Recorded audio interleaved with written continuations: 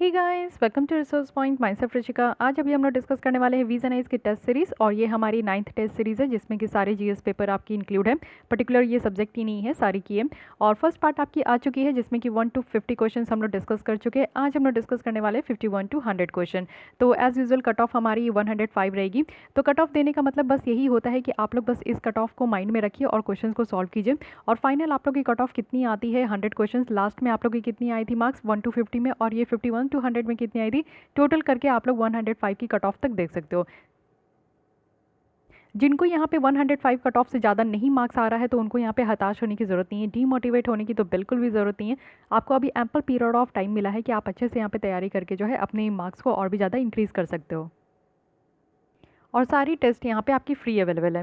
काफ़ी बच्चे कह रहे थे कि मैम इनरोल कहाँ करें, पेमेंट कहाँ करें, कैसे करें। तो यहाँ पे कुछ भी पेमेंट करने की ज़रूरत नहीं है आप लोग को। यहाँ पे टेस्ट सीरीज़ के लिए और जो विजन है इसकी मैगजीन्स PT 365 जितनी भी लेसन आपको अवेलेबल होती है रिसोर्स पॉइंट पे, सब फ्री ऑफ कॉस्ट है। ओके, तो ये पेमेंट वाला फंडा मैं नहीं अपनाती हूँ। हाँ, बस ज्वाइन बटन को यहाँ पे अनेबल कर दिया गया है जिससे कि अगर आप लोग को सपोर्ट करने का मन करता है मुझे, तो वो आप कर सकते हो, वो आपके ऊपर है। मैं उसके लिए कभी भी आपको ना फोर्स करूँगी ना ही कभी बोलूँगी। ठीक है, चलिए अब स्टार्ट करते हैं, बहुत हो गई बात। और इसकी PDF आप लोग को टेलीग्राम चैनल पर मिल जाएगी जो कि रिसोर्स पॉइंट के नाम से है, तो वहाँ से भी आप लोग ले सकते हो, या फिर आप लोग जो है डिस्क्रिप्शन बॉक्स में भी चेकआउट कर सकते हो।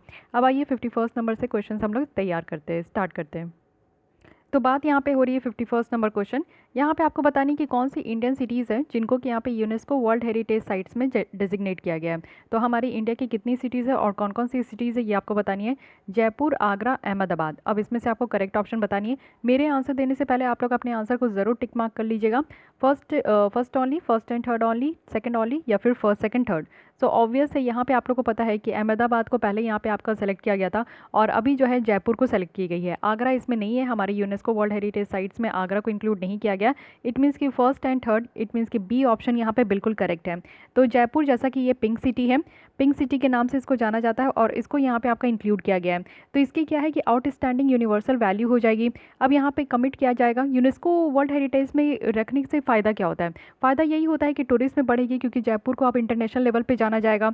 इससे क्या होगा कि यूनिवर्सल वैल्यू इसकी बढ़ जाएगी। साथ ही यहाँ पे कमिट किया जाएगा कि हाँ, अब इसको प्रोटेक्ट किया जाएगा और इसको हेरिटेज के लिए यहाँ पे कंजर्व भी की जाएगी। 2017 में हमारी जो है अहमदाबाद को, जो इंडिया की फर्स्ट सिटी थी, वो यहाँ पे हेरिटेज सिटी का टैग यहाँ पे जीती थी, और इसको यहाँ पे 2017 में इंक्लूड किया गया। और उसके बाद फिर यहाँ पे आप लोग देखोगे कि 2019 में जयपुर को इंक्लूड किया गया। तो ये पूरी लिस्ट है। अब साथ ही साथ यहाँ पे आप लोग देखो कि इंडिया की बात करूँ तो यहाँ पे यूनेस्को जो वर्ल्ड हेरिटेज लिस्ट है इसमें अब बढ़ गई है, ये टोटल 38 हो गई है। इसमें से क्या है कि 30 हमारी कल्चर प्रॉपर्टीज़ है, 7 हमारी नेचुरल प्रॉपर्टीज़ है, और 1 हमारी मिक्स्ड प्रॉपर्टीज़ है। अब मिक्स साइट है तो आपको यहाँ पे बताना है कि 1 जो हमारी मिक्स साइट है ये कौन सी है, इसके बारे में आपको बतानी है। ठीक है, टोटल 38 हो चुकी है, इसका भी ख्याल रखिएगा। अब आते हैं 52nd नंबर क्वेश्चन में। यहाँ पे आपको करेक्ट बतानी है, वो भी फिनेंस इंडस्ट्री डेवलपमेंट काउंसिल के बारे में। ये है क्या, इसके बारे में थोड़ा बताइए आप लोग। फर्स्ट है यहाँ पे कि ये एक ओवर आर्किंग बॉडी है जो कि यहाँ पे क्रेडिट रेटिंग एजेंसीज जितनी भी इंडिया में है उसको रेगुलेट करती है। सेकंड है कि ये एक body monitoring corporates insolvency resolution process, यानी कि ये एक बॉडी है जो कि मॉनिटर करती है जितने भी कॉर्पोरेट इंसॉल्वेंसी रेजोल्यूशन प्रोसेस है, और यहाँ पे इंसॉल्वेंसी प्रोफेशनल्स की परफॉर्मेंस भी देखती है।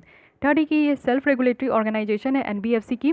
फोर्थ है कि ये बॉडी है जो कि यहाँ पे सेटअप किया जाता है क्रेडिट क्रिएशंस, वो भी MSME को इंप्रूव करने के लिए। तो आपको यहाँ पे करेक्ट बताने की करेक्ट कौन सी है। फिनेंस इंडस्ट्री डेवलपमेंट काउंसिल, हम लोग भी इसको डिस्कस किए हुए हैं, तो ऑलरेडी यहाँ पे करेक्ट आंसर C है। ये एक सेल्फ रेगुलेटरी ऑर्गेनाइजेशन है NBFC। ठीक है, ये है FIDC जो कि सेल्फ रेगुलेटरी ऑर्गेनाइजेशन है। साथ ही ये रिप्रेजेंटेटिव बॉडी भी है, वो भी NBFC की। रजिस्टर होती है किसके साथ, तो RBI के साथ।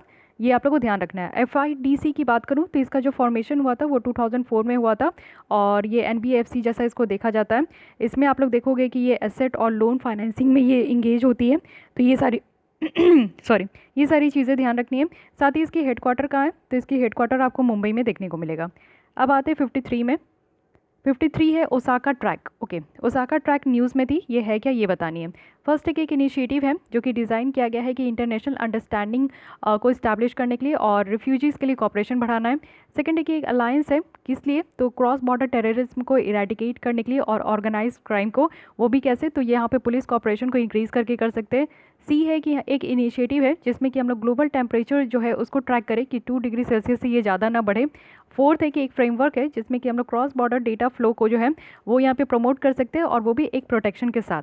तो आपको ओसाका ट्रैक बताना है। ओसाका ट्रैक से आप लोग समझ रहे होंगे कि ओसाका जो है ये जापान से रिलेटेड ही होगा। तो जापानीज़ प्राइम मिनिस्टर कौन है? शिंजो एबे हैं, जिन्होंने इसको डिक्लेयर करी थी। तो चलिए इतना तो मैं हेल्प कर दी आप लोग के लिए। अब आप लोग भी यहाँ पे बताइए कि आंसर क्या है। So the correct answer is option D, क्योंकि ये जो आपका लॉन्च किया गया था, ये अभी जो G20 की मीटिंग हुई थी, सबमिट हुई थी जापान में इस साल, उसमें ये आपको ओसाका ट्रैक देखने को मिलेगा। और ओसाका ट्रैक है क्या? ये एक तरीके का फ्रेमवर्क है जिसमें कि क्रॉस बॉर्डर जो डेटा फ्लो हो रहा है ना, उसको यहाँ पे प्रमोट करना है, और साथ ही साथ यहाँ पे उसकी प्रोटेक्शन को भी इन्हेंस करनी है। तो इतनी ध्यान रखना है। इंडिया जो है ओसाका ट्रैक को बाइकआउट करी थी, ये भी आप लोग इन्फॉर्मेशन को रखिए कि हम लोग इसके सपोर्ट में नहीं है, हम लोग इसको बाइकआउट कर रहे हैं। क्योंकि इंडिया किस में काउंट हो रही है? वो बहुत सारे कंट्री में काउंट हो रही है, क्योंकि हम लोग जो है हमारे यहाँ प्रॉब्लम क्या है कि हमारे यहाँ खुद की डेटा प्रोटेक्शन कानून नहीं है। डेटा लोकलाइजेशन के लिए हम लोग खुद ही स्ट्रेस्ड है। और आरबीआई जो है एक डायरेक्टिव लास्ट ईयर इशू की थी जिसमें ये मैंडेट किया गया था ना कि फॉरेन फर्म्स जो है वो अपनी पेमेंट डेटा को खुद ही स्टोर करेंगे, और वो भी कंट्री के अंदर ही।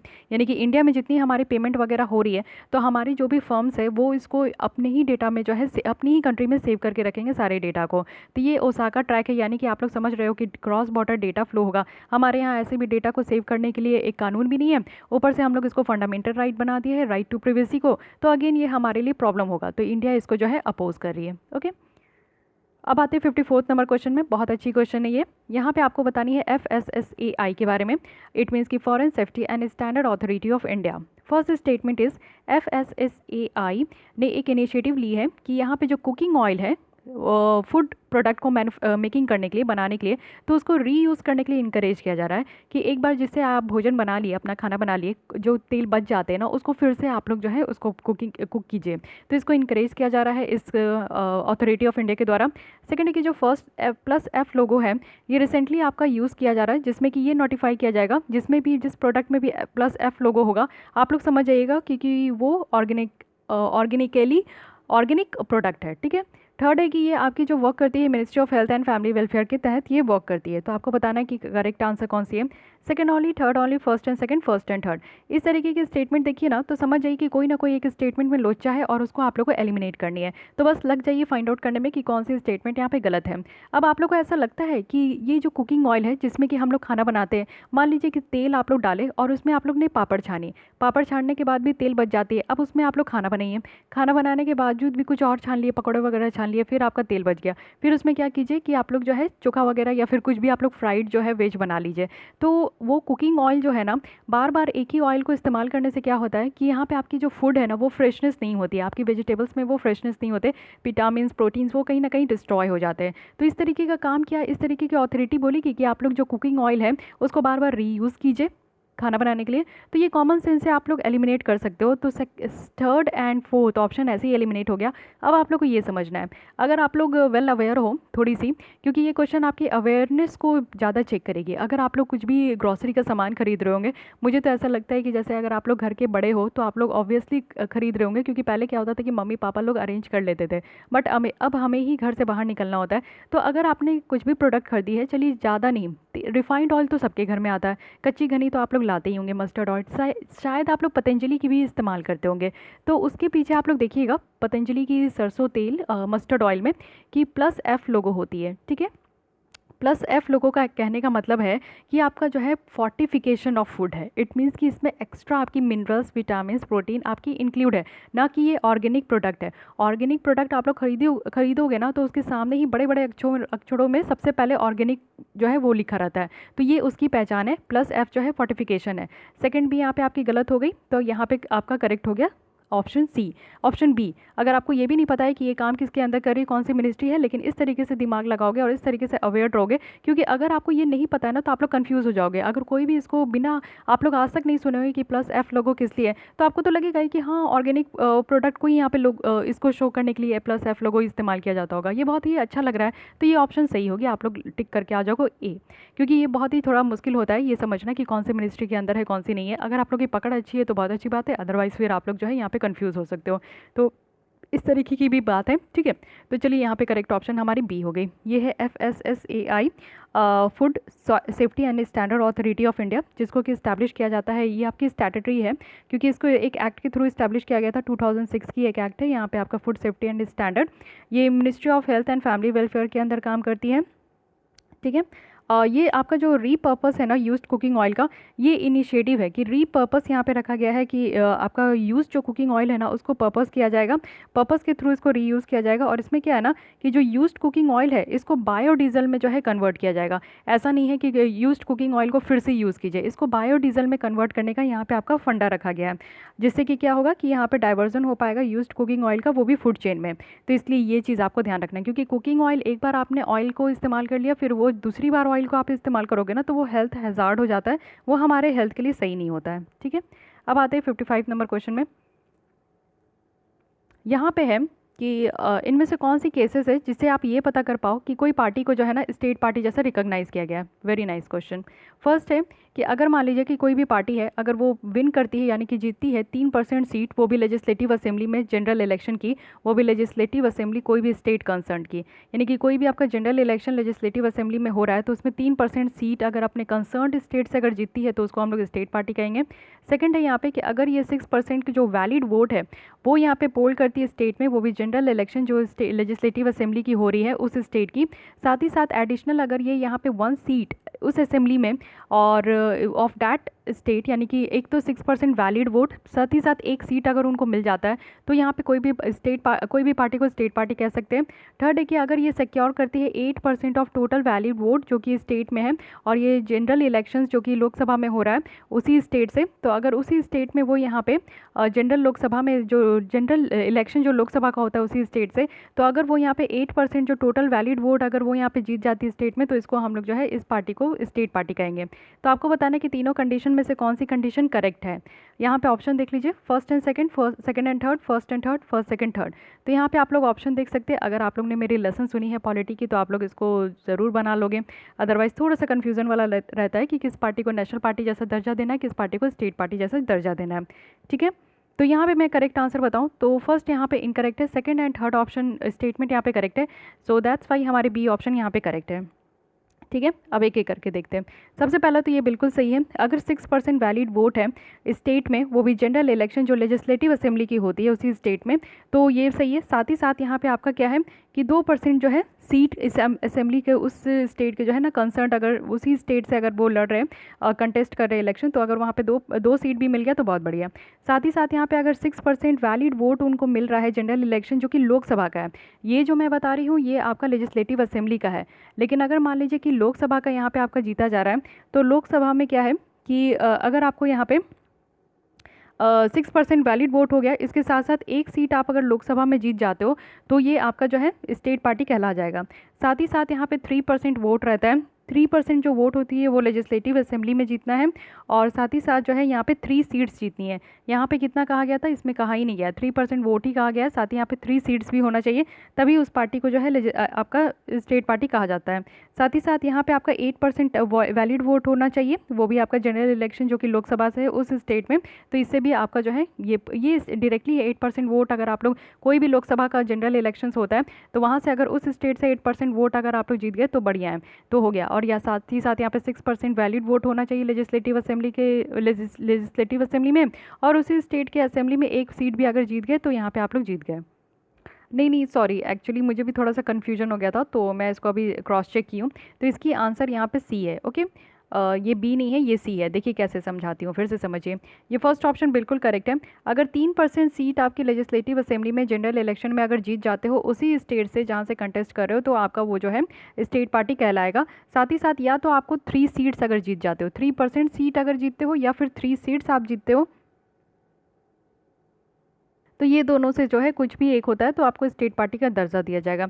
यहाँ पे क्या है ना कि आपका 6% जो वैलिड वोट है, 6% अगर वैलिड वोट अगर किसी जनरल इलेक्शन जो कि लोकसभा का है और वहाँ से अगर आप लोग जीत रहे हो, साथ ही साथ एक सीट आप लोग लोकसभा में भी जीत गए, तो आपका वहाँ पे जो है ये हो जाएगा, यानी कि स्टेट पार्टी कहला जाएगा। लेकिन अगर आप लोग 6% वैलिड वोट अगर जनरल इलेक्शन जो लेजिस्लेटिव असेंबली का है वहाँ से अगर जीत रहे हो, तो आपको यहाँ पे 2 सीट जीतना है। एक सीट किस में जीतना है, लोकसभा के इलेक्शन में, ठीक है। लोकसभा का जो जनरल इलेक्शन है उसमें 1 सीट जीतना है, लेकिन लेजिस्लेटिव असेंबली में अगर 2 सीट जीत जाते हो तो फिर आपका यहाँ पे जो है स्टेट पार्टी कहलाएगा। दैट्स वाई ये सेकंड स्टेटमेंट आपकी इनकरेक्ट हो गई।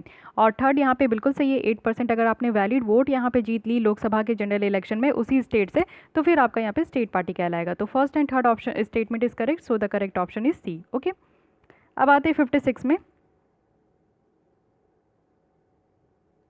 56 में आपको बताना है ह्यूमन राइट्स अमेंडमेंट एक्ट 2019। ठीक है, इसके लिए आपको बताने की कौन सी स्टेटमेंट यहाँ पे करेक्ट है। फर्स्ट है कि यहाँ पे जो है इस एक्ट के थ्रू क्या हुआ है, अमेंडमेंट किया गया है पुराने वाले एक्ट को, तो यहाँ पे अमेंडमेंट करके लाया गया, तो कुछ जो नया लाया गया उसमें क्या है कि यहाँ पे जो टर्म्स है चेयरपर्सन और जो नेशनल ह्यूमन राइट कमीशन के मेंबर का उसको बढ़ा दिया गया है। साथ ही यहाँ पे उनको इनएलिजिबल बना दिया गया है कि अब वो रीअपॉइंट नहीं हो सकते इस ह्यूमन राइट काउंसिल में, ओके, ह्यूमन राइट कमीशन में। साथ ही सेकंड है कि यहाँ पे फॉर्मर जज जो सुप्रीम कोर्ट के वो एलिजिबल है कि वो यहाँ पे कमीशन के चेयरपर्सन बन सकते हैं। थर्ड है कि यहाँ पे आपके चेयरपर्सन जो national commission for backward classes है उनको यहाँ पे डिम्ड मेंबर ऑफ कमीशन जैसा जो है क्लास दिया जाएगा, यानी कि उनको डिम्ड मेंबर बनाया जाएगा इस कमीशन के अंदर। तो आपको बताना है कि यहाँ पे क्या चेंजेस हुई है। First only second and third, first and third, first second third. तो यहाँ पे 56 के अगर करेक्ट आंसर की बात करूँ तो यहाँ पे आपको लगता है कि टेन्योर बढ़ाया जाएगा, यानी कि जब भी कोई अमेंडमेंट होता है तो आज तक आप लोग को लगा है कि यहाँ पे चेयरपर्सन और जो मेंबर है उसकी टेन्योर बढ़ा दी गई है, तो ये तो नहीं हो सकता। ये फर्स्ट स्टेटमेंट बिल्कुल इनकरेक्ट है, बाकी दोनों बिल्कुल सही है कि अब यहाँ पे कमीशन में जो है ना आपके फॉर्मर जज जो सुप्रीम कोर्ट के हैं वो एलिजिबल हो गए कि उनको चेयरपर्सन बनाया जा सकता है। साथ ही यहाँ पे चेयरपर्सन जो national commission for backward classes की है वो इस कमीशन में डिम्ड मेंबर जैसा बन सकते हैं। तो यहाँ पे आपकी दोनों स्टेटमेंट बिल्कुल करेक्ट है, सेकंड एंड थर्ड स्टेटमेंट आपकी राइट है। ठीक है, तो जो टर्म ऑफ ऑफिस है पहली की जो एक्ट है ना वहाँ पे चेयरपर्सन और जो मेंबर है एनएचआरसी और एसएचआरसी यानी कि नेशनल ह्यूमन राइट कमीशन और स्टेट ह्यूमन राइट कमीशन वो 5 साल के लिए या फिर आपका 70 ईयर्स के लिए, जो भी पहले हो जाता है उस समय जो है वो रिटायर कर जाएंगे। लेकिन ये अमेंड में क्या हुआ है ना कि टर्म ऑफ ऑफिस को यहाँ पे रिड्यूस कर दिया गया है, कभी बढ़ाया जाएगा, कभी आप लोग समझ जाओ कि 5 साल है और 70 साल है, तो इससे बढ़ा के कहाँ ले जाना है भाई। तो यहाँ पे क्या किया है कि 3 साल कर दिया है। ठीक है, और ये आपका 70 ईयर्स तो 3 ईयर्स है और 70 ईयर्स तो वैसे ही है, ये चीज़ें की गई है। साथ ही यहाँ पे जो है यहाँ पे पहले वाले एक्ट में क्या था कि री अपॉइंटमेंट अलाउ किया गया था, वो भी यहाँ पे 5 साल के बाद, लेकिन इस अमेंडमेंट जो है में क्या है ना कि रिमूव कर दिया गया है, यानी कि 5 ईयर की लिमिट जो है ना री अपॉइंटमेंट के लिए यहाँ पे रिमूव कर दिया गया है। तो यहाँ पे क्या है ना कि आपका डिक्रीज कर दिया गया और यहाँ पे अब इन एलिजिबल हो गया है कि री अपॉइंटमेंट नहीं हो पाएगा। पहले अपॉइंटमेंट होती थी लेकिन अब री अपॉइंटमेंट नहीं होगी, ये बात है। साथ ही 5 साल से 3 साल यहाँ पे कर दिया गया है, तो इसका ख्याल रखना है आप लोगों को। अब आते हैं 57 नंबर क्वेश्चन में। यहाँ पे जो क्वेश्चन है वो है नवरत्न, महारत्न और मिनी रत्न स्टेटस जो कि सेंट्रल पब्लिक आपकी सेक्टर इंटरप्राइजेस को दी जाती है। तो फर्स्ट है कि सारी जो सीपीएसई है वो यहाँ पे प्रॉफिट लेती है, और जो भी यहाँ पे सारी सीपीएसई जो कि यहाँ पे लास्ट 3 ईयर से अगर कंटिन्यूसली प्रॉफिट ले रही है और उनका पॉजिटिव नेट वॉर्थ है तो वो एलिजिबल हो पाएंगे कि उनको मिनी रत्न का स्टेटस दे दिया जाएगा। सेकंड स्टेटमेंट, ओनली सीपीएसई जिनके पास नवरत्न का स्टेटस है वही एलिजिबल है कि उनको महारत्न का स्टेटस दिया जाएगा। आज के डेट में अगर हम लोग देखें तो 9 नवरत्न यहाँ पे सीपीएसई है, तो आपको यहाँ पे करेक्ट बतानी है। ये इससे भी रिलेटेड हम लोग आर्टिकल डिस्कस किए थे। तो यहाँ पे जो ऑप्शन आपका दिया गया है first only, second and third, first and second और फर्स्ट सेकंड थर्ड, तो यहाँ पे आपको करेक्ट बताना है। अब देखिए यहाँ पे ओनली है तो आप लोग सोचोगे कि इसको रिमूव कर देते हैं, बट नहीं, ये स्टेटमेंट बिल्कुल करेक्ट है। जिसको भी यहाँ पे नवरत्न का स्टेटस दिया गया है वही बस यहाँ पे महारत्न का स्टेटस ले सकते हैं, क्योंकि ये भी एक हायरार्की है। पहले आपको मिनी रत्न बनना है, फिर आपको जो है नवरत्न बनना है, फिर वो कंपनी जो है आपकी महारत्न बनती है, तो इस तरीके का स्टेटस है। सो सेकंड स्टेटमेंट बिल्कुल ही करेक्ट है और यहाँ पे फर्स्ट स्टेटमेंट भी बिल्कुल करेक्ट है। मिनी रत्न का स्टेटस लेने के लिए ये क्राइटेरिया है कि सारे जो सीपीएसई है ना उनको 3 साल से कंटिन्यूस प्रॉफिट करना है और उनकी नेट वॉर्थ भी जो है ना वो यहाँ पे पॉजिटिव होनी चाहिए। तो दोनों सही है, लेकिन थर्ड स्टेटमेंट इनकरेक्ट है। आज के डेट में 9 नवरत्न कंपनी नहीं है, मैं बताती हूँ कितनी है, लेकिन ये थर्ड यहाँ पे करेक्ट है। सो हमारी करेक्ट आंसर जहाँ पे हो गई वो सी हो गई। ठीक है, तो क्राइटेरिया क्या है सीपीएसई के लिए जो कि महारत्न कंपनी बने, सारे यहाँ पे जो है ना उनके पास नवरत्न स्टेटस होना चाहिए। उनका यहाँ पे जो है इंडियन स्टॉक एक्सचेंज में मिनिमम जो प्रिस्क्राइब पब्लिक शेयर होल्डिंग है ना वो सेबी रेगुलेशन के तहत उनकी लिस्ट होनी चाहिए। एवरेज जो आप उनका एनुअल टर्नओवर है वो 25 करोड़ से ज़्यादा होना चाहिए, वो भी लास्ट 3 ईयर में। एनुअल अगर हम लोग नेट वॉर्थ देखें तो वो भी मोर देन 15,000 करोड़ होना चाहिए। एवरेज एनुअल नेट प्रॉफिट अगर हम लोग टैक्स के बाद देखें तो वो 5,000 करोड़ से ज़्यादा होना चाहिए, और ये तीनों लास्ट 3 ईयर्स का यहाँ पे चेक किया जाता है। क्राइटेरिया अगर नवरत्न स्टेटस का देखें तो यहाँ पे क्या है कि सबसे पहला कि वो मिनी रत्न कैटेगरी 1 में होने चाहिए और CPSE का जो एक्ट है उसके स्केड्यूल 1 में होनी चाहिए। साथ ही यहाँ पे उनका जो है net profit to net worth जो है वो पॉजिटिव हो, मैन पावर कॉस्ट हो जिसमें कि टोटल कॉस्ट जो है प्रोडक्शन का हो। तो ये सारी बहुत सारी लिस्ट है, आप लोग पढ़ लीजिएगा, अगर मैं इसकी PDF आपको प्रोवाइड कर दूंगी, ठीक है। तो आज की डेट में आप लोग याद कर लो कि 8 यहाँ पे महारत्न कंपनी है, 16 यहाँ पे नवरत्न है, यहाँ पे कहा जा रहा है कि 9 है ना, नहीं 16 यहाँ पे नवरत्न है, 73 जो है मिनी रत्न है। तो ये आप लोग को ध्यान रखना है। अब 8 महारत्न जो कंपनी है उसका नाम तो आप लोग के जुबान पे होना चाहिए। तो ये है कौन? भेल है, भारत हेवी लिमिटेड, आपका भारत हेवी इलेक्ट्रिकल लिमिटेड है, फिर यहाँ पे भारत पेट्रोलियम कॉरपोरेशन लिमिटेड है, कोल इंडिया लिमिटेड है, गेल है, और फिर आपका यहाँ पे इंडियन ऑयल कॉरपोरेशन है, NTPC है, oil and natural gas corporation of India है, और साथ ही 8 कौन है? स्टील है, यानी कि आपकी steel authority of India limited है। तो ये 8 यहाँ पे महारत्न है, साथ ही 16 यहाँ पे नवरत्न है, 73 यहाँ पे मिनी रत्न है। तो ये ध्यान रखना है। अब आते 58 नंबर क्वेश्चन में। यहाँ पे क्रोनोलॉजिकल ऑर्डर में आपको सजाना है कि कौन सी घटना पहले हुई, उसके बाद कौन सी हुई, कौन सी हुई। सबसे पहला है कि फ्रेंच रूल्ड जो पौंडीचेरी है वो अब पुदुचेरी हो चुकी है, तो ये इंडिया का पार्ट बन गई थी, वो भी as a union territory. Second है कि बॉम्बे स्टेट जो है ना ये हमारी स्प्लिट हो गई थी लिंग्विस्टिक बेसिस में, यानी कि लैंग्वेज के बेसिस में, तो महाराष्ट्र और गुजरात में। थर्ड है कि गोवा जो है यूनियन टेरिटरी बनी थी। तो आपको बताना है कि कौन सा जो है यहाँ पे आपकी सही क्रोनोलॉजिकल ऑर्डर है। तो सही अगर क्रोनोलॉजिकल ऑर्डर की बात करूँ तो यहाँ पे करेक्ट आंसर यहाँ पे ए है। सबसे पहले सेकंड हुई, यानी कि यहाँ पे 1 मई 1960 को क्या हुआ कि जो बॉम्बे स्टेट है इसको डिसॉल्व कर दिया गया, और लैंग्वेज के बेसिस पे यहाँ पे दो आपका जो है डिवाइड हो गया। एक आपका जो है यहाँ पे गुजरात हो गया जिसमें कि गुजराती स्पीकिंग पॉपुलेशन है, और दूसरा महाराष्ट्र हो गया जिसमें मराठी स्पीकिंग पॉपुलेशन है, ठीक है। सेकंड यहाँ पे क्या हुआ, सेकंड जो हुई थी ये आपकी गोवा जो है ना ये पोर्तुगीज़ के अंदर थी, तो पोर्तुगीज़ के अंदर थी, तो पोर्तुगीज़ से हम लोग इसको लिए थे और इसको हम लोग अपनी यूनियन टेरिटरी बनाए हैं। उसके बाद जो है 16 अगस्त 1962 को, हाँ ये कब हुआ था? 1961 को। ये आप लोग तो आई थिंक कि अगर छोड़िए कोई नहीं पता है तो ठीक है, 1961 को। और ये आपकी कब हुई थी? ये 1960 में हुई थी। और उसके बाद ये पौंडीचेरी वाली घटना जो हुई है ये 1962 में हुई है। तो इस हिसाब से आप लोग जो है ईयर भी याद रखिए, क्या पता इसी तरीके का क्वेश्चन आप लोग को मिल जाए तो बल्ले बल्ले हो जाए, ठीक है ना। तो चलिए ये वाली याद रखिएगा, आंसर यहाँ पे ए है। अब आते हैं मोज़ाइक मिशन के बारे में। मोज़ाइक मिशन के बारे में आपको बताने की ये है क्या, फर्स्ट है कि इसका एम है कि अंटार्कटिक जो वाटर है उसको स्टडी करनी है और ग्लोबल की जो क्लाइमेटिक चेंज है उसको अंडरस्टैंड करना है। सेकंड है कि इंडिया की जो मैत्री स्टेशन है ये की पार्टनर इंस्टीट्यूशन है इस मिशन की। करेक्ट बताइए, first only, second only, both या फिर नीदर। तो यहाँ पे अगर मैं बात करूँ तो यहाँ पे दोनों स्टेटमेंट बिल्कुल इनकरेक्ट है, और ये है हमारी यहाँ पे correct answer D. Mosaic mission की बात करूँ तो मोज़ाइक में यहाँ पे फुल फॉर्म क्या है, multi disciplinary drifting observatory for study of Arctic climate. ये आर्कटिक क्लाइमेट के लिए है, अंटार्कटिक क्लाइमेट के लिए नहीं है, ये ध्यान रखिएगा आप लोग। तो ऐसी जो मिस्टेक है ना ये हो जाती है, और इस तरीके का ध्यान नहीं रखिएगा तो फिर तो हो गया।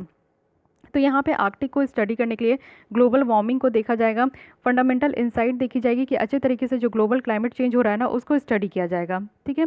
तो ये चीज़ें यहाँ पे, साथ ही यहाँ पे आप लोग देखोगे तो यहाँ पे जो इंडिया की मैत्री स्टेशन की बात की जा रही है, तो ये तो सही है कि मैत्री स्टेशन जो है ना ये हमारे अंटार्कटिक में आपका सेटअप किया गया है।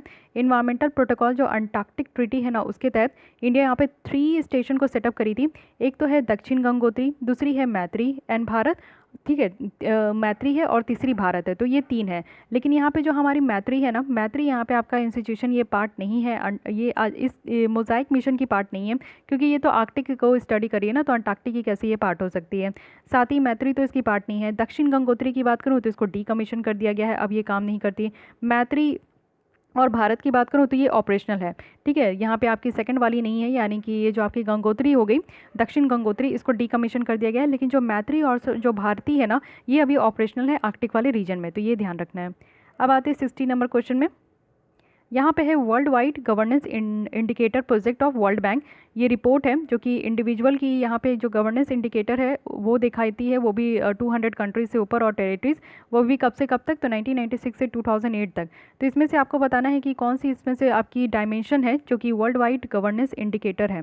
तो फर्स्ट है यहाँ पे आपकी political stability and absence of violence, second है फ्रीक्वेंसी ऑफ इलेक्शन, थर्ड है rule of law, and fourth is regulatory quality. तो यहाँ पे आपको करेक्ट बतानी है first second third, second and fourth, first third fourth, and first second third fourth, okay.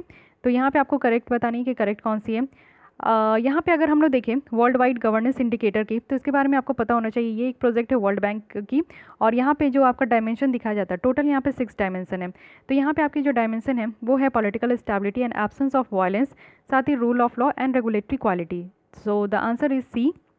इसके अलावा भी है कंट्रोल ऑफ करप्शन, करप्शन को कंट्रोल करना, government effectiveness and voice and accountability. ये भी इसकी टोटल 6 हो गई, 3 यहाँ है और 3 आपकी voice and accountability, government effectiveness and control of corruption. ये 6 इसके इंडिकेटर है जो कि आपको ध्यान रखना काफ़ी इंपॉर्टेंट है। अब आते हैं 61 में, ये है नेशनल इंफॉर्मेटिक्स सेंटर्स के बारे में। तो इसके बारे में आपको बतानी है। सबसे पहले ये एग्जीक्यूटिव अथॉरिटी है मिनिस्ट्री ऑफ कम्युनिकेशन के तहत। सेकंड है कि ये ई गवर्नेंस सपोर्ट प्रोवाइड करती है सेंट्रल और स्टेट गवर्नमेंट को और साथ ही डिस्ट्रिक्ट एडमिनिस्ट्रेशन को भी। थर्ड है कि ये रिस्पॉन्सिबल है कि माई गवर्नमेंट जो इनिशिएटिव है उसको इंप्लीमेंट करने के लिए। So which one is the following is the correct answer? First only, first and second, first second third and third only. तो आपको करेक्ट बतानी है। तो करेक्ट की अगर बात करूँ तो ये तीनों स्टेटमेंट बिल्कुल करेक्ट है। नेशनल इंफॉर्मेटिक्स सेंटर्स बहुत ही इंपॉर्टेंट है। एग्जीक्यूटिव अथॉरिटी है ministry of electronics and information technology के तहत। साथ ही इसका एस्टैब्लिशमेंट जो हुआ था वो 1976 में हुआ था, बट बराबर न्यूज़ में रहती है और प्रीवियस ईयर भी क्वेश्चन इससे आ चुका है, तो इसलिए ध्यान रखिएगा। साथ ही ये ई गवर्नेंस सपोर्ट प्रोवाइड करती है, यानी कि ऑनलाइन यहाँ पे सपोर्ट प्रोवाइड करती है सेंट्रल गवर्नमेंट को, स्टेट गवर्नमेंट को और डिस्ट्रिक्ट एडमिनिस्ट्रेशन को भी। अब आते हैं आगे और है यहाँ पे ब्लैक गोल्ड के बारे में। सो इसमें आपको बताना है कि जो न्यूली डिस्कवर्ड मटेरियल है ब्लैक गोल्ड, इसके बारे में आपको बतानी है। फर्स्ट है कि ये newly discovered form of crystalline carbon है जो कि स्ट्रक्चर्ड इसकी कैसी है, डायमंड जैसी। सेकंड है कि इसको हम लोग जो है सोलर एनर्जी को हार्वेस्ट करने के लिए भी यूज़ कर सकते हैं और डीसैलिनेट जो सी वाटर है उसमें भी। थर्ड है कि इसकी यूनिक प्रॉपर्टी है कि वो लाइट और कार्बन डाइऑक्साइड को एब्जॉर्ब करती है। So which of the following are correct? First and third, first only, second and third, first second third. तो यहाँ पे 62nd की अगर मैं बात करूँ तो यहाँ पे सेकंड एंड थर्ड स्टेटमेंट एकदम से ही करेक्ट है, लेकिन फर्स्ट स्टेटमेंट यहाँ पे इनकरेक्ट है। So the correct option is C. So first statement यहाँ पे इनकरेक्ट है क्योंकि इसकी स्ट्रक्चर ऐसा नहीं है कि डायमंड जैसी है। ये एक तरीके का गोल्ड है लेकिन ब्लैक कलर की गोल्ड है, इसलिए इसको ब्लैक गोल्ड कहा जा रहा है। ठीक है, ये डायमंड जैसा नहीं है, दैट्स वाई इसकी फर्स्ट स्टेटमेंट इनकरेक्ट हो गई। अब आते हैं 63rd नंबर क्वेश्चन में। यहाँ पे आपको बताना है कि कौन कौन सी प्रिविलेजेस है जो कि यहाँ पे दिया गया है सिर्फ और सिर्फ रिकॉग्नाइज्ड पार्टी को। फर्स्ट है कि जो कैंडिडेट है रिकॉग्नाइज्ड पार्टी की, उनको यहाँ पे जो है प्रपोजर की ज़रूरत नहीं होती है नॉमिनेशन को फाइल करने के लिए। जैसे कि यहाँ पे प्रपोजर होते हैं ना कि 50 प्रपोजर, 15 प्रपोजर, इस तरीके का होना चाहिए, तो ये रिकॉग्नाइज्ड पार्टी के लिए नहीं है। साथ ही यहाँ पे जो है इनके पास ये है कि वो सिंबल को सेलेक्ट कर सकते हैं, फ्री सिंबल जो भी इलेक्शन कमीशन के द्वारा स्पेसिफाई किया गया है। थर्ड है कि इनको अलाउ किया गया है स्टार कंपेंजर के जैसा, वो भी जब ये इलेक्शन होता है उस समय, और वो ट्रैवल कर सकते हैं और उनकी जो ट्रैवल की खर्चे है वो यहाँ पे इलेक्शन एक्सपेंडिचर ऑफ जो कैंडिडेट होती है, यानी कि कैंडिडेट का जो खर्चा करने का यहाँ पे आपका जो लिमिट होता है वो उसमें इंक्लूड नहीं होती है। So which one of the following are correct? First only, second and third, first second third and none of the above. So only यहाँ पे रिकॉग्नाइज्ड पार्टी के लिए है, ये ध्यान रखना है। तो यहाँ पे करेक्ट आंसर की बात करूँ तो ये है डी। इट मीन्स कि यहाँ पे कोई भी करेक्ट नहीं है। ठीक है, इन केस अगर हम लोग देखें कैंडिडेट को, तो इनको जो है स्पॉन्सर किया जाता है रिकॉग्नाइज्ड पॉलिटिकल पार्टी। तो यहाँ पे ऐसा नहीं है कि उनको यहाँ पे प्रपोजर की ज़रूरत नहीं है, एक प्रपोजर की ज़रूरत होती है। ठीक है, सिर्फ 1 प्रपोजर की ज़रूरत होती है, इसलिए ये आपका गलत हो गया। और ये जो पार्टी है इनको अलाउ किया गया कि 40 स्टार कंपेंजर होना चाहिए during the time of election, और जो रजिस्टर और जो अनरिकॉग्नाइज्ड पार्टीज़ है उनको अलाउ किया जाता है 20 स्टार कंपेंजर। ओके, तो ये जो ट्रैवल एक्सपेंसेस है ये सारे स्टार कंपेंजर का वो यहाँ पे इलेक्शन एक्सपेंडिचर ऑफ कैंडिडेट का यहाँ पे जो है आपका इंक्लूड नहीं होता है। तो यहाँ पे थर्ड ऑप्शन तो यहाँ पे सही है, लेकिन गलत इसलिए हो गई क्योंकि ऐसा नहीं है कि ये सिर्फ रिकॉग्नाइज्ड पार्टी को भी है। 20 स्टार कंपेंजर जो है यहाँ पे अनरिकॉग्नाइज्ड पार्टी को भी दिया जाता है। 40 यहाँ पे रिकॉग्नाइज को दिया जाता है और 20 यहाँ पे अनरिकॉग्नाइज को दिया जाता है। तो ये स्टेटमेंट तो करेक्ट है, बट यहाँ पे ओनली रिकॉग्नाइज्ड पार्टी के लिए नहीं है, दैट्स वाई ये स्टेटमेंट यहाँ पे इनकरेक्ट हो गई। उसके बाद करें तो यहाँ पे कमीशन जो है इलेक्शन कमीशन वो स्पेसिफाई करती है कि सर्टेन सिम्बल्स जो है वो यहाँ पे रिजर्व सिम्बल्स हैं, जिसका मतलब है कि वो सिर्फ यहाँ पे रिकॉग्नाइज्ड पार्टी के लिए होगा, और फ्री सिम्बल्स है यानी कि दूसरे कैंडिडेट के लिए होती है।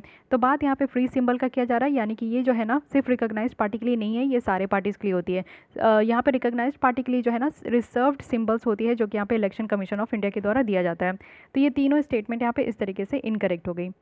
अब आते हैं 64 नंबर क्वेश्चन। यहाँ पे आपको बताना है जो ऑटोमेटेड फेशियल रिकॉग्निशन सिस्टम है ये प्रपोज किया गया है और इसको हम इंडिया में यूज़ भी कर सकते हैं। तो कैसे कैसे कर सकते हैं? ये एक बायोमेट्रिक सॉफ्टवेयर एप्लीकेशन है जो कि प्राइमरली यहाँ पे आपके इरिस स्कैन डेटा को यहाँ पे यूज़ कर सकते हैं इरिस के स्कैन करने के लिए, जिसके थ्रू हम लोग लोगों को आइडेंटिफाई करें। अब जो फेस देखकर आप लोग की जो फ़ोन अनलॉक हो जाती है ना, वही प्रोसेस यहाँ पे है। ये आपका जो इम्प्लीमेंट किया गया है नेशनल क्राइम रिकॉर्ड ब्यूरो के द्वारा इम्प्लीमेंट किया गया है। तो आपको यहाँ पे बताना है कि करेक्ट कौन सी है, first only, second only, both या फिर नीदर। तो यहाँ पे अगर मैं बात करूँ तो करेक्ट स्टेटमेंट यहाँ पे सेकंड है, फर्स्ट यहाँ पे इनकरेक्ट है। So the second B option is correct. Automated facial recognition system की बात करूँ तो ये इंप्लीमेंट किया गया है जिससे कि हम लोग को ऑटोमेटिक आइडेंटिफिकेशन में काफ़ी ज़्यादा हेल्प हो पाएगा। साथ ही साथ लोगों की वेरिफिकेशन हो पाएगी, डिजिटल इमेज जैसा photo, digital sketch, video frame, ये बहुत सारी ऐसी एन नंबर ऑफ थिंग्स है जिसमें कि हम लोग उसका इस्तेमाल कर सकते हैं। तो यहाँ पे प्राइमरली अगर हम लोग देखें तो ऐसा नहीं कि इरीज स्कैन ही है, यहाँ पे आप लोग इरीज स्कैन देख लो या फिर फिंगरप्रिंट्स देख लो, ये सारी चीज़ें इस्तेमाल होती है इनिशियल स्टेज में जिससे कि हम लोग किसी को भी आइडेंटिफाई कर सके और ये एक एक्यूरेट मैचिंग रिजल्ट भी यहाँ पे प्रोवाइड करती है। तो इसलिए ये स्टेटमेंट आपकी इनकरेक्ट हो गई। ठीक है, इरीज स्कैन डेटा ही यहाँ पे नहीं है जिसको लेकर हम लोग लोगों को आइडेंटिफाई कर सके। प्राइमरली अगर इस्तेमाल करना है तो काफ़ी चीज़ें हैं, पहले फिंगरप्रिंट्स होती थी उसके बाद ही इरीज स्कैन आया है। तो इसलिए ये जो है हमारी ये जो है हमारी ऑप्शन जो है यहाँ पे इनकरेक्ट हो गई। और साथ ही साथ यहाँ पे ये बायोमेट्रिक सॉफ्टवेयर एप्लीकेशन नहीं है, ये आपका ऑटोमेटिक यहाँ पे फेशियल रिकॉग्निशंस है और आइडेंटिफिकेशंस है जो कि ये ऑटोमेटिक होती है और ये क्राउड में भी होती है। जैसे आप लोग सुने होंगे ना कि बैंगलोर की जो एयरपोर्ट है उसमें भी ये वाली जो टेक्निक है उसको अप्लाई करने की कोशिश की जा रही थी, बट समहाउ ये उतना ज़्यादा सक्सेस नहीं हो पाया। बट कोई ना, आगे आने वाले दिनों में जब हमारे यहाँ डेटा लोकलाइजेशन से जब कानून आ जाएगी ना और इस पर हम लोग अच्छा काम कर लेंगे, तब जो फेशियल रिकॉग्निशंस वाली जो बात है वो हम लोग अच्छे तरीके से अपने कंट्री में ये हम लोग इम्प्लीमेंट कर पाएंगे। अब यही है आपकी डीजी यात्रा याद होगा जिसमें कि यहाँ पे आपकी मिनिस्ट्री ऑफ सिविल एविएशन का कहना था कि फेशियल रिकॉग्निशंस को एयरपोर्ट एंट्री में इसका इस्तेमाल किया जाएगा। जुलाई 2019 की ये कहानी है, तो ऐसा नहीं है कि बहुत पुरानी है, ये भी आप लोग को पढ़ना है। तो अभी तक स्टेट गवर्नमेंट जो है इसको देख रही है, ले रही है किस तरीके से वो अपने अपने स्टेट में जो एयरपोर्ट है उस पर किस तरीके से इस पर काम किया जाएगा। तो ये अभी काम चल ही रहा है, तो ये ऐसा नहीं कि सॉफ्टवेयर एप्लीकेशन है, ये सारी चीज़ें ध्यान रखना है। किस तरीके से क्वेश्चंस को घुमा के दिया जाता है इस पर भी आप लोग को फोकस करने की ज़रूरत है। अब आते हैं 65, ये है स्ट्राइड, एक इनिशिएटिव है गवर्नमेंट ऑफ इंडिया की। अब स्ट्राइड की अगर आप लोग फुल फॉर्म जानते हो तभी आप लोग इस तरीके के क्वेश्चन का आंसर दे पाओगे। फर्स्ट है यहाँ पे कि हमारी जो रिन्यूएबल एनर्जी की शेयर है उसको इंक्रीज़ करना है, वो भी टोटल एनर्जी जनरेशन जो कंट्री में होती है। सेकेंड है कि यहाँ पे आइडेंटिफाई करनी है जो भी यंग टैलेंट है और रिसर्च कल्चर को हमारे इंडिया में और ज़्यादा यहाँ पे मजबूत करना है इंडियन यूनिवर्सिटी और कॉलेज में। थर्ड है कि फिनेंशियल और टेक्निकल असिस्टेंस प्रोवाइड करनी है जो यंग स्टार्टअप एंटरप्रेन्योर्स है। फोर्थ है कि सेल्फ हेल्प ग्रुप को रूरल एरिया में प्रमोट करना है। So what is STRIDE? So STRIDE the correct option is P. यहाँ पे हम लोग को यंग टैलेंट और जो रिसर्च कल्चर है उसको हम लोग को इंडियन यूनिवर्सिटी और कॉलेज में और ज़्यादा स्ट्रेंथन करनी है। ठीक है, ये एक अप्रूव किया गया है। स्ट्राइड की फुल फॉर्म क्या है? Scheme for trans disciplinary research for India's developing economy. तो इसके बारे में आपको पता होना चाहिए। एक सपोर्ट प्रोवाइड किया जा रहा है रिसर्च प्रोजेक्ट के लिए और ये सोशली रेलिवेंट होगी, लोकली ज़रूरत वाली चीज़ होगी, नेशनली इंपॉर्टेंट है और ग्लोबली यहाँ पे सिग्निफिकेंट है। तो इतनी सारी क्राइटेरिया के साथ जो है इसको लाया जा रहा है। इसका ऑब्जेक्टिव यही है कि एक अच्छे अच्छे यंग टैलेंट हो जो कि कॉलेज में हो और नेशनल या यूनिवर्सिटीज़ के, उनको यहाँ पे जो है मजबूत करना है जिससे कि हमारी रिसर्च कल्चर अच्छी हो सके, कैपेसिटी बिल्डिंग हो सके, इनोवेशन को प्रमोट करना है, ट्रांस डिसिप्लिनरी रिसर्च को यहाँ पे सपोर्ट करनी है। तो ये सारी चीज़ें जो कि इस स्कीम के अंदर देखने को मिलेगा। अब आते हैं 66 क्वेश्चन नंबर। यहाँ पे आपको बताने की कौन सी ऐसी आपकी यहाँ पे फॉलोइंग प्रोवाइड्स किया जा रहा है government to business e government service. तो यहाँ पे आपको करेक्ट बतानी है जीएसटी नेटवर्क, श्रम सुविधा पोर्टल, जीईएम पोर्टल और NREGA soft. First and third, second and fourth, first second fourth. तो यहाँ पे ई गवर्नेंस जो है ना एक टेक्नोलॉजिकल कम्युनिकेशन डिवाइस है, इसको इस्तेमाल करना है। ऑनलाइन कौन कौन सी ऐसी सर्विस है जो कि गवर्नमेंट टू बिजनेस यहाँ पे ऑपरेट होती है? तो जीएसटी नेटवर्क आप लोग को पता है कि ये यही है, एक यूनिक आईटी इनिशिएटिव है जिसमें कि हम लोग एक यूनिफॉर्म जो इंटरफेस है वो यहाँ पे हम लोग यहाँ पे इस्टेब्लिश किए हैं टैक्स पेयर का और कॉमन पर्सन का, जो कि टैक्स पे कर रहे हैं और एक कॉमन पर्सन है। और साथ ही साथ आईटी इंफ्रास्ट्रक्चर को भी शेयर किए हैं सेंटर और स्टेट में, तो ऑब्वियस है कि ये तो हो गई। उसके बाद यहाँ पे आते हैं श्रम सुविधा मनरेगा पोर्टल, ये उद्योग आधार है, एक नेशनल पोर्टल है जिसमें कि हम लोग जो है ना माइक्रो स्मॉल और जो मीडियम है एमएसएमई सेक्टर है उसको रजिस्टर कराने के लिए है। तो इसमें भी आपका जो है फैसिलिटेट किया जाएगा बिजनेसमैन को कि वो यहाँ पे जो ऑनलाइन रजिस्टर करे, सबमिट करे रिटर्न कि कितना उनका एनुअल रिटर्न है। तो एक सिंगल विंडो है जो कि यहाँ पे एमएसएमई सेक्टर को प्रोवाइड किया गया है।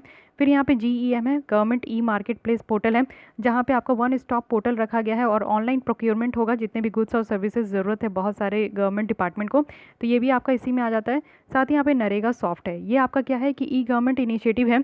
मनरेगा को जो यहाँ पे आपकी 150 डेज़ की जो फ्री 150 डेज़ की जो यहाँ पे गारंटेड जॉब दिया जाता है, तो इसी को यहाँ पे प्रोवाइड करने के लिए ऑनलाइन भी आप यहाँ पे रजिस्टर करा सकते हो। साथ ही यहाँ पे इम्प्लीमेंट करना है मनरेगा को, तो उसके लिए नरेगा सॉफ्ट लाया गया है। तो ये चारों यहाँ पे बिल्कुल करेक्ट है, so the correct option is D. अब आते हैं हम लोग 67 नंबर क्वेश्चन में। 67 नंबर क्वेश्चन जो है वो राइट टू इन्फॉर्मेशन एक्ट 2005 की है, इसके बारे में बतानी है। ठीक है, right to information act RTI act जो 2005 की उसकी बेसिक चीज़ें पूछ ली गई है। तो ये एक्ट में आपका प्रोवाइड किया जाता है कि सारे पब्लिक अथॉरिटी को मस्ट यहाँ पे डिस्क्लोज करनी है जो भी इन्फॉर्मेशन आपकी सीओ मोटो है। सेकंड है कि NRI को यहाँ पे एलिजिबल नहीं है कि वो एप्लीकेशन फाइल कर सकते हैं RTI एक्ट के तहत। थर्ड है कि कोई भी सिटीजन्स जो कि इंडिया में रिसाइड कर रहे हैं तो वो इन्फॉर्मेशन ले सकते हो और बिना किसी फ़ी को पे करते हुए। तो यहाँ पे आप लोग कॉमन सेंस से भी इस क्वेश्चन को निकाल सकते हो। तो आइए देख लेते हैं करेक्ट आंसर आपकी ऑप्शन क्या क्या है, first and second, first only, second and third, first second third. अब यहाँ पे थर्ड देखिए कि यहाँ पे कहा जा रहा है कि बिना किसी फ़ी को आप लोग को पे करके जो है इन्फॉर्मेशन ले सकते हो। तो ऐसा नहीं है, RTI अगर आप RTI अगर आप लोग फाइल करते हो तो 10 रुपये का आपको फॉर्म भरना होता है। तो ये तो थर्ड ऑप्शन बिल्कुल ही इनकरेक्ट है। तो यहाँ पे C और D ऑप्शन यहाँ पे खत्म हो गए, फर्स्ट ऑप्शन यहाँ पे बिल्कुल करेक्ट है। ठीक है, सेकंड अब आप लोगों को पता होना चाहिए कि इसमें क्या बातें हैं कि जो NRI है वो यहाँ पे एप्लीकेशंस को फाइल कर सकते हैं कि नहीं कर सकते, तो ये भी थोड़ा बहुत पता होना चाहिए। तो NRI जो है वो फाइल कर सकते हैं, इसलिए यहाँ पे सेकंड स्टेटमेंट इनकरेक्ट है और हमारी करेक्ट ऑप्शन यहाँ पे B हो गई। ठीक है, NRI को यहाँ पे प्रोविज़न दिया गया है कि वो यहाँ पे कर सकते हैं, ऐसा नहीं है कि नहीं कर सकते। ठीक है, अब आते हैं आगे, NRI हो जो कि फाइल कर सकते हैं वो भी इस एक्ट के तहत और जो भी इन्फॉर्मेशन है वो यहाँ पे ले सकते हैं।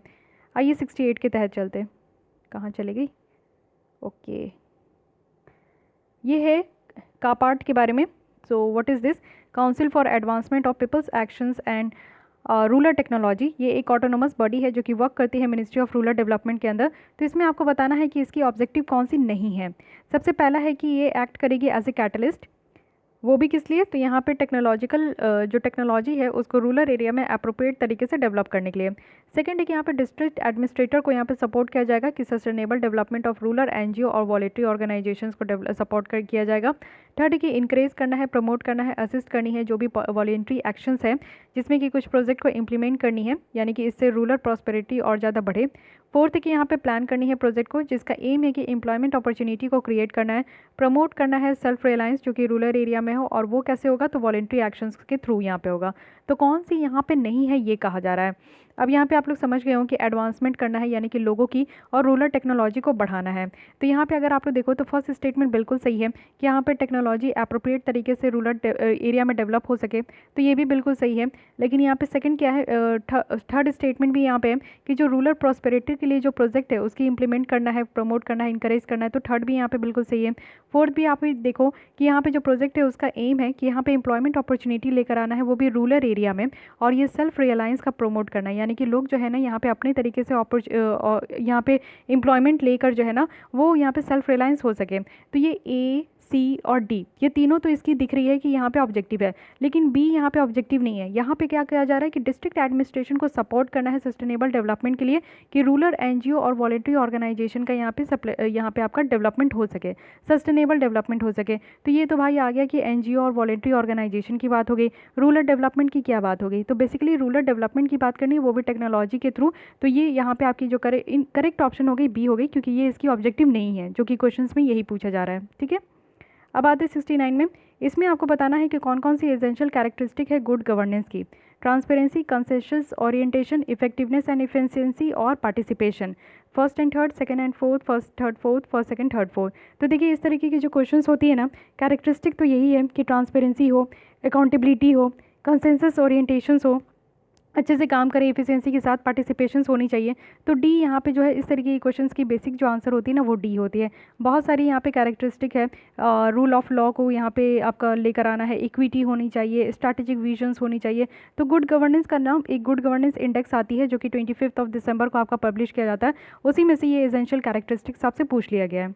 अब आते हैं 70 क्वेश्चन नंबर में। यहाँ पे है एक डायरेक्टिव्स दिया गया था सुप्रीम कोर्ट के द्वारा प्रकाश सिंह जजमेंट में, तो उसी से रिलेटेड यहाँ पे आपसे पूछ लिया गया है। फर्स्ट है कि इसके द्वारा कहा गया था कि नेशनल सिक्योरिटी कमीशन को सेटअप करना है और इसमें आपका शॉर्टलिस्ट करके जो भी कैंडिडेट है और उनको फिर अपॉइंटमेंट करनी है एज अ चीफ, कहाँ, तो सेंट्रल आर्म्ड पुलिस फोर्स में। सेकेंड है कि मिनिमम जो टेन्योर है वो 2 ईयर्स का होना चाहिए डायरेक्टर जनरल ऑफ पुलिस का। और थर्ड है कि यहाँ पे इस्टेब्लिशमेंट करनी है पुलिस कंप्लेन अथॉरिटी की, वो भी स्टेट लेवल में, जिससे कि हम लोग सर्विस रिलेटेड जो कंप्लेन है उसको एग्जामिन कर सके, मतलब कि देख सके, एग्जामिन कर सके, वो भी पुलिस ऑफिसर्स की तरफ से। तो यहाँ पे आपको करेक्ट बतानी है, first only, second and third, first second third. तो यहाँ पे जो करेक्ट आंसर की बात करूँ तो यहाँ पे आप लोग को इस जजमेंट के बारे में पता होना चाहिए, पता है तो ही आप लोग इसका आंसर दे सकते हो, अदरवाइज़ कोई इसका और छोड़ नहीं है। तो प्रकाश सिंह जजमेंट 2006 की है, जिसमें कि हमारे सुप्रीम कोर्ट ने कुछ डायरेक्शन दी थी स्टेट और सेंट्रल गवर्नमेंट को कि यहाँ पे आपका स्टेट सिक्योरिटी कमीशन बनानी है हर एक स्टेट में, जिसमें कि आपकी पॉलिसी रहेगी पुलिस फंक्शनिंग कैसे कर रही है, पुलिस का परफॉर्मेंस कैसा है, ये देखने के लिए। साथ ही साथ पुलिस इस्टेब्लिशमेंट बोर्ड भी बनाया जाएगा हर एक स्टेट में, जो कि डिसाइड करेगी कि पुलिस को कहाँ पोस्टिंग देनी है, यहाँ पे ट्रांसफ़र वगैरह कैसे करनी है, तो ये सारी चीज़ें यहाँ पे देखी जाएगी। तो इसके अकॉर्डिंग अगर मैं बात करूँ तो साथ ही साथ पुलिस कंप्लेन अथॉरिटी भी बनानी है, जो कि यहाँ पे आप लोग देख सकते हो कि पुलिस कंप्लेन अथॉरिटी बनानी है स्टेट लेवल पे और डिस्ट्रिक्ट लेवल पे, जिसकी कि कोई भी अगर सीरियस एलिगेशन है, यानी कि पुलिस पर्सनल के ऊपर अगर किसी भी तरीके का एलिगेशन आरोप है तो उसको देखा जाएगा। ये नहीं है कि आपके पुलिस ऑफिसर्स के द्वारा कंप्लेन यहाँ पे लिया जाएगा। तो ये इनकरेक्ट हो गई। और यहाँ पे ओनली है 2 ईयर्स के लिए यहाँ पे मिनिमम टेन्योर है, तो ये भी आपकी इनकरेक्ट हो गई। ठीक है, यहाँ पे जो है आपको देखने को मिलेगा कि ये बिल्कुल सही है, नेशनल सिक्योरिटी कमीशन को सेटअप करना है और वो भी यहाँ पे कैंडिडेट को शॉर्टलिस्ट करके और उनको यहाँ पे जो है चीफ जैसे अपॉइंट करना है, जो कि सेंट्रल आर्म्ड पुलिस फोर्स की है। तो ए बिल्कुल सही है। सो यहाँ पे करेक्ट स्टेटमेंट ए हो गई और फर्स्ट स्टेटमेंट बिल्कुल सही है। तो यहाँ पे जो सेकंड स्टेटमेंट है ये है कि मिनिमम टेन्योर जो है 2 ईयर्स का होगा ही डीजीपी का, लेकिन साथ ही साथ दूसरे जो की पुलिस ऑफिसर्स है ना उनका भी यहाँ पे 2 ईयर्स का होगा। ये ओनली नहीं है कि डीजीपी का ही यहाँ पे 2 ईयर्स है, ऐसा नहीं है, और भी पुलिस ऑफिसर्स का भी 2 ईयर्स होगा। तो ये सारी छोटी छोटी बातें हैं जिसको आप लोग को ध्यान रखना है। अब आते हैं 71 में। यहाँ पे आपको सिटीजन चार्टर के बारे में पूछा जा रहा है कि इसकी कंपोनेंट क्या क्या है। सबसे पहला है कि यहाँ पे डिटेल ऑफ बिजनेस जो भी यहाँ पे ऑर्गेनाइजेशन के द्वारा ट्रांजैक्ट किया जा रहा है। Second is statement of service, जिसमें कि आपकी स्टैंडर्ड और कहाँ से वो सर्विस दे रहे हैं ये सारी चीज़ें होनी चाहिए। थर्ड है कि डिटेल होनी चाहिए जो भी ग्रीवियंस रिड्रेसल मैकेनिज्म है और इसको एक्सेस कैसे किया जा सकता है। फोर्थ की एक्सपेक्टेशन क्या है ऑर्गेनाइजेशन का, वो भी सिटीजन्स और क्लाइंट की तरफ से। तो इसमें आपको कैरेक्टर कंपोनेंट बताने कि सिटीजन्स जो चार्टर है यहाँ पे कंपोनेंट क्या क्या है इसकी, first second third fourth, first and fourth, first second third fourth. तो यहाँ पे अगर मैं बात करूँ तो चारों इसकी कंपोनेंट है। So the correct answer is D. यहाँ पे विज़न एंड मिशन है कि ऑर्गेनाइजेशन जो बनाई जाती है उसकी विज़न क्या है, उनका देखने का तरीका क्या है, वो कहाँ तक काम करना चाहती है सिटीजन्स के वेलफेयर के लिए। साथ ही यहाँ पे क्या है कि डिटेल होना चाहिए बिजनेस कितना ट्रांजैक्ट हो रहा है ऑर्गेनाइजेशन के थ्रू, डिटेल होनी चाहिए सिटीजन्स की, क्लाइंट की। साथ ही यहाँ पे आपका जो एक्सपेक्टेशन है ये भी है कि यहाँ पे ऑर्गेनाइजेशन से जो है यहाँ पे आपका सिटीजन्स और क्लाइंट से एक्सपेक्टेशन होनी चाहिए। एडिशनल कमिटमेंट भी है कि अगर यहाँ पे सर्विस देने में, यानी कि सिटीजन्स को कोई भी बेसिक सर्विस चाहिए और उस तरीके के सर्विस देने में अगर ये फेल हो जाती है चार्टर, तो इनको एडिशनल कमिटमेंट किया गया कि वो कंपेंसेशन भी प्रोवाइड करेगी। तो ये सारी इनकी कंपोनेंट है, तो ये भी आप लोगों को ध्यान रखना है, हमारे सिलेबस में है, तो सिटीजन चार्टर के बारे में आप लोगों को पता होना चाहिए। अब आइए यहाँ पे 72 नंबर क्वेश्चन जो कि है पब्लिक इंटरप्राइज सिलेक्शन बोर्ड की तरफ से। फर्स्ट है कि हाई पावर्ड बॉडी है जो कि वर्क करती है department of personnel and training के अधीन। सेकंड है कि ये एडवाइस करती है गवर्नमेंट को कि किसको यहाँ पे टॉप मैनेजमेंट पोस्ट में अपॉइंट करनी है सेंट्रल पब्लिक सेक्टर इंटरप्राइजेस में। थर्ड है कि ये हेड की जाती है सेक्रेटरी ऑफ डीपैम के द्वारा। तो आपको करेक्ट बताना है first and second, third only, second only, first second third. तो यहाँ पे अगर बात करूँ, देखिए ये तो क्या कहा जा रहा है कि हाई पावर्ड बॉडी है और काम करती है department of personnel and training के, और यहाँ पे कहा जा रहा है कि ये जो है आपका सेक्रेटरी ऑफ डिपैंग के द्वारा हेड किया जाता है। तो दोनों आपको इंटरचेंज लग रहा है ना कि दोनों मिनिस्ट्री, दोनों डिपार्टमेंट कैसे इंक्लूड हो सकती है, कोई एक ही डिपार्टमेंट यहाँ पे आपकी इंक्लूड होगी। तो दोनों में से कोई एक तो करेक्ट है, एक आपका नॉन इनकरेक्ट है। तो 1 एंड 3 यहाँ पे कहीं भी एक साथ नहीं आ सकता, तो डी को आप एक्सक्लूड कीजिए। अब 1 एंड 3 में से देख लीजिए कि कोई ना कोई तो सही हो गई, या तो यहाँ पे ये आपका जो काम किया जा रहा है, ये department of personnel and training के अधीन किया जा रहा है, या तो इसको हेड किया जा रहा होगा डीपैम के तहत।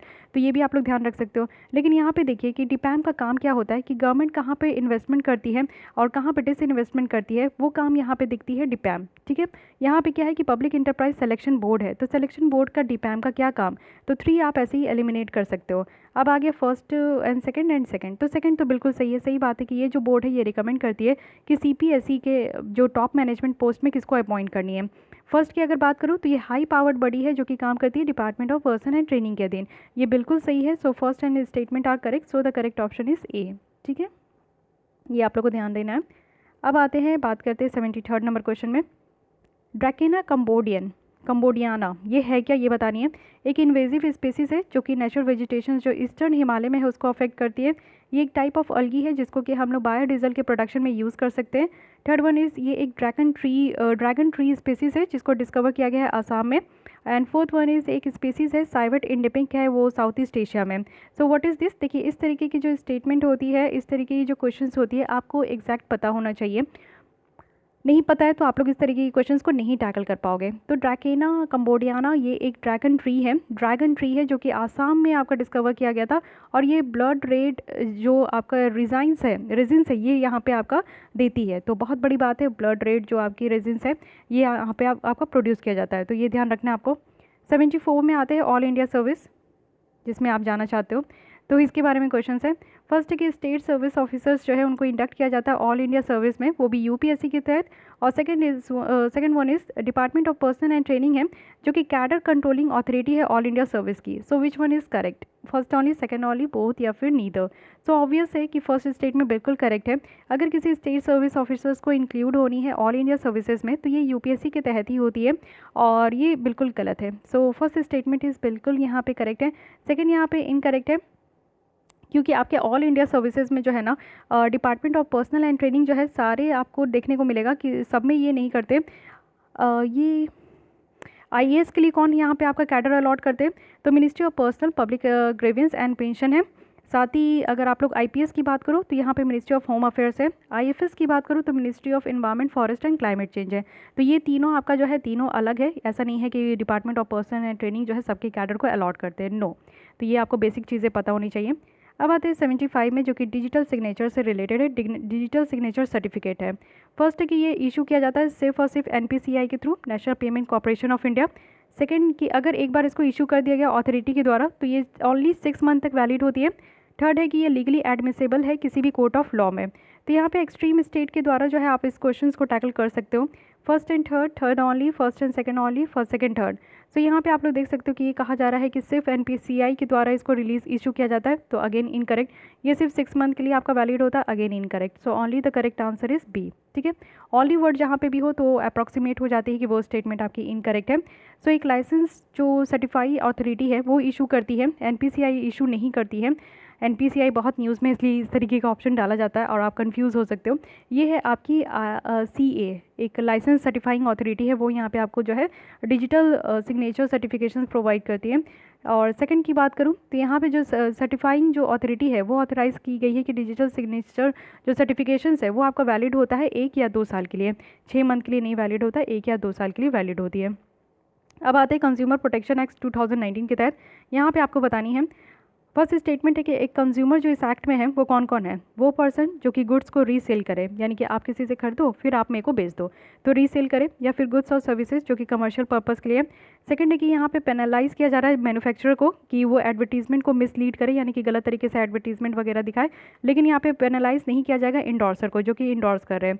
थर्ड है कि यहाँ पे आपका जो है प्रोडक्ट लिएबिलिटी जो है उसको प्रोवाइड किया जाएगा कि वो मैंडेटिंग है एक प्रोडक्ट मैन्युफैक्चरर के लिए कि वो यहाँ पे कंज्यूमर को कंपनसेट करे अगर कंज्यूमर को किसी भी तरीके का हार्म हुआ है या फिर इंजरी हुई है कोई भी गलत तरीक़ों को कंज्यूम करने से। तो आपको बताना है कि यहाँ पे करेक्ट कौन सी है, first and second, third only, second and third, first second third. तो यहाँ पे अगर मैं करेक्ट आंसर की बात करूँ तो यहाँ पे थर्ड तो बिल्कुल सही लग रहा होगा, क्योंकि इसमें जो हमारी राइट्स है वो बहुत अच्छे से दी गई है, कंज्यूमर की राइट्स कि अगर हमें ख़राब प्रोडक्ट मिल जाता है तो हम कंप्लेन भी कर सकते हैं कहीं भी अगर इंडिया में है। साथ ही अगर हमें उस ख़राब प्रोडक्ट को कंज्यूम करने से किसी भी तरीके की प्रॉब्लम है तो वहाँ पर जो है आपका लिएबिलिटी भी हम लोग को दिया जाएगा, कंपनसेट भी किया जाएगा। तो थर्ड स्टेटमेंट बिल्कुल करेक्ट है। बात करते हैं फर्स्ट, कंज्यूमर कौन है। इस एक्ट के द्वारा ये कहा गया ना कि कंज्यूमर वो है जो खरीद रहे हैं और बेच रहे हैं, बस अगर हम लोग खरीद रहे हैं तो हम लोग कंज्यूमर हैं बस, और सिर्फ हम लोग गुड्स या सर्विसेज को अवेल कर रहे हैं, बेच रहे हैं नहीं, सिर्फ हम लोग खरीद रहे हैं, तो ये हम लोग जो है कंज्यूमर हो गए। साथ ही यहाँ पे क्या कहा जा रहा है कि अगर हम लोग खरीद के किसी और को बेच दे रहे हैं तो हम लोग कंज्यूमर की कैटेगरी में नहीं आते। So the first statement is incorrect. ऐसे ही हमारी एक स्टेटमेंट चली गई थी, फिर एक और चली गई, इट मीन्स कि थर्ड तो बिल्कुल सही है। अब यहाँ पे बात किया जा रहा है कि सिर्फ जो यहाँ पे आपकी गलत तरीके की एडवर्टीजमेंट दे रहे हैं उन्हीं को पेनल्टी दिया जाएगा, लेकिन ऐसा नहीं है। मैन्युफैक्चरर और जो इंडोर्सर है, जो इंडोर्स कर रहे हैं, उन दोनों को यहाँ पे पेनल्टी दिया जाएगा, और अप टू 10 लाख तक का, और इम्प्रिजमेंट भी है 2 साल का गलत तरीके से आपका जो है फॉल्स एडवर्टीजमेंट देने के लिए। तो दोनों यहाँ पे इनकरेक्ट हो गया। So the correct answer is B. अब आते हैं 77वें में।